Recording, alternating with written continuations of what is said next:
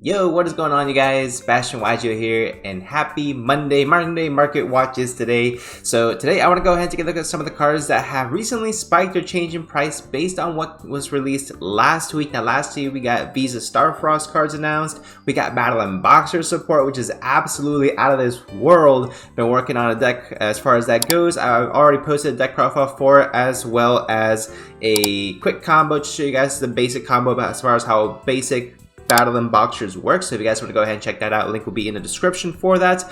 But Lithium 2300, I believe, made one of the most insane Battlin boxing decks I've seen so far, and I'm definitely playing that list. At least I'm building up on it as far as that goes. But it is super intense. Mixing it with Infernoble Knights, which is a direct correlation to it, is going up in there as well. Also with the new Infernoble cards, just a lot of cards are spiking right now, guys, so let's go ahead and check out a few of them. Also, I am going to go ahead and try to condense my market watches just a little bit. I feel like in previous ones I've talked about too many cards, so I don't want to make it too long, just as a prerequisite, so whatever it might be. So first things first, I want to go ahead and take a look at number C105, Chaos number 105, Battlin boxer Cosmos Comet Cestus. So with this card, it's really not a good card. Let's go ahead and put that right off the bat. It's not a good card, but it is the highest rarity Battlin boxer card currently in existence. I say, of course, because when the set does come out, we may get collector's rares. One of them might come as a Starlight rare. I think that would be freaking awesome. Will I pick it up? Most likely not, but it is still nice to go ahead and at least have that, option for us.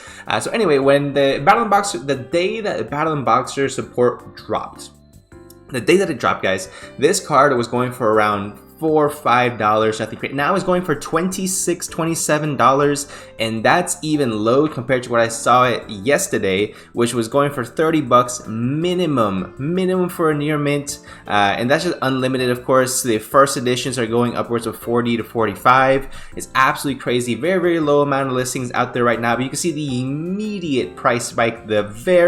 Someone lucked out here and got one for $10. Maybe that was a Korean version, but this is actually super crazy. And I think it's crazy because the card itself is not one of the primary ones you want to go ahead and summon. With 4 level 5 monsters, it is a lot easier to summon now with the Battlin boxer promoter, but in its own effect is really not that good of a card. I mean, I think that the new Battlin boxer Xyz monsters just alone ending on those two is good enough interruption. Going into this is really not necessary, and you're overextending yourself to the point where, again, it's just not necessary to that point. So will this card go down? Yeah, I pretty much guarantee this card's going to go down. I mean, it's again, with the current support we have, with the way that the deck's currently being played, tested, whatever it might be, this card is not even close to being in the extra deck whatsoever. But it is a lot easier to summon with the support, so it is something to at least keep an eye on. But I'll most likely, if you have first editions, or if you have any type of edition of this card, I'll go ahead and move it ASAP before people realize that this card is actually garbage. Next on our list, guys, we have Infernoble Knights. Now, Infernoble Knights, of course, have been seeing a bit of a spike in price all across the board because of the new support that it was recently announced. And rightfully so, the new support is actually super busted, which, again, I've been testing alongside Battlin boxers, but whatever it might be. So main card I want to go ahead and look at, because this has not been on my radar at all. I mean, it really should have been, but I don't think it was on my radar at all. Collector's Rare Renaud has gone from $35 to a whopping $65 to $70 for the Collector's Rare. So if it's a card that you guys pulled way back when, or not way back when, well, this is not that long ago, but when Amazing Defenders came out, you guys definitely lucked out, and this is going to be an amazing card if you want to go ahead and pimp out your Infernoble deck. So with the new support, obviously, you're just getting so many new lines, so many new ways to go ahead and play the deck, and so many easy ways to go ahead and just have your the new Link monster for your, what's that guy called? For your Charles, and is absolutely super busted. I freaking love that card. Omnia Gay, I believe, each and every single turn, so honestly, as an equip card, easy. So that's definitely one you're gonna want to keep an eye on. The rest of the cards are still $5 less, so you can, and as far as if you want to go ahead and actual Renaud, I'm gonna go ahead and get the super rares from Amazing Defenders as well for 45 cents, 49 cents to $1. I think that's gonna be the best investment in for us budget players. Still looks nice, whatever it might be.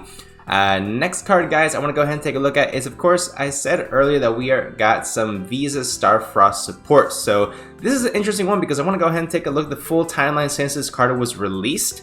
Back in April of last year or whenever it was, I believe, yeah, I'm pretty sure it was April last year as far as it goes, or May last year. So this has gone the most roller coaster treatment I have seen for a card in a very long time.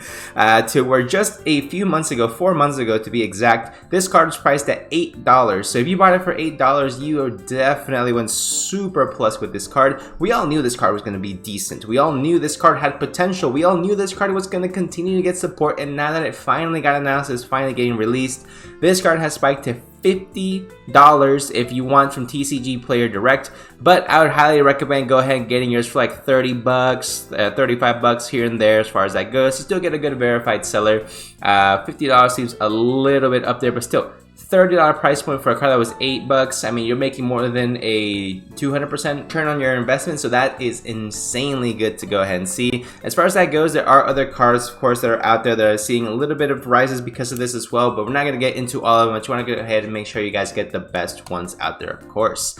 Next is a card that we did cover in the last market watch that we did, so definitely something you got to keep an eye on is the Superheavy Samurai Soulpeacemaker. So I've overviewed this one and another one, the crossbow. The crossbow is now still at $3. It hasn't risen up in price. This one, however, Super Heavy Samurai Soul Piercer, has gone up in price quite significantly. Before, when we checked it, it was a $4 or $5 card. It is still on the rise now, $6, $7, $8, $9 per copy. And even if you look at the most recent sales history, it has gone up quite I don't want to say a crazy amount, but it has almost doubled in price in the past few weeks.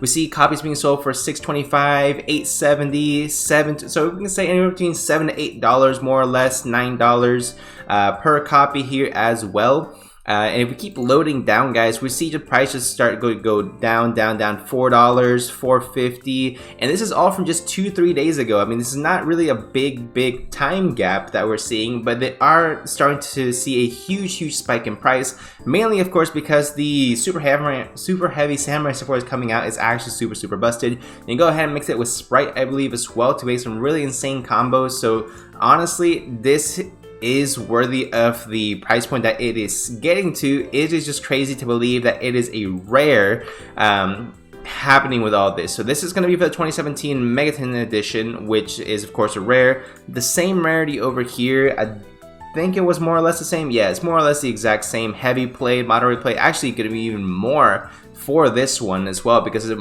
probably original printing, so there is a lot of weight that comes carried on with that as well.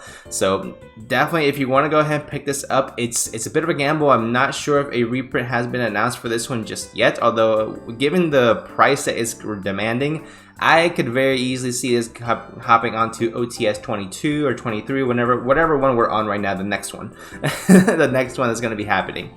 Next card that's on our list, guys, is going to be Stein. Stein has begun to spike just a little bit here and there as well due to the Mystic Potato card that was just recently announced for the V-Jump promo. You can go ahead and search this guy out, so it's kind of funny, to be honest, that Stein of all things is getting. So this is going to be probably the highest rarity version as far as actual rarity that you can go ahead and get. Of course, the ultra rare promo is going to be 20 grand. Let's not purchase this unless you got deep pockets, in which case, you know, more power to you. But for a secret rare Cyberstein, I think it's definitely worth it, the investment for like the $5-6. I do not see Cyberstein getting reprinted anytime soon, really, unless it just becomes a huge part of the metagame, especially for a secret rare copy. That's definitely not bad, so I would probably recommend getting this sooner rather than later, but you know, that's just my personal opinion.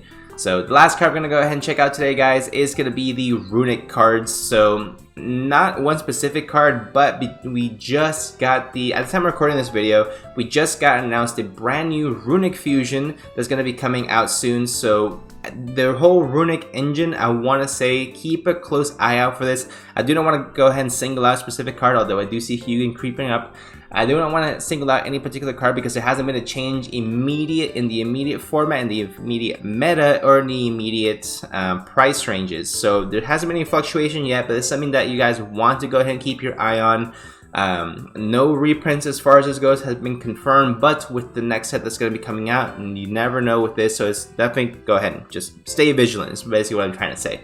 But I hope you guys did enjoy, guys, this quick market watch. Again, I wanted to go ahead and condense this. Let me know if you guys like this more condensed version where I just focus on a few cards instead of going overboard, things like that. I felt like I was doing that in earlier market watches. But yeah, let me know what you guys think in the comment section down below. Is there a card that I missed? Let me know and I'll cover it in the next market watch, I promise for you guys. Make sure to leave a like, subscribe, and I'll see you guys in the next one.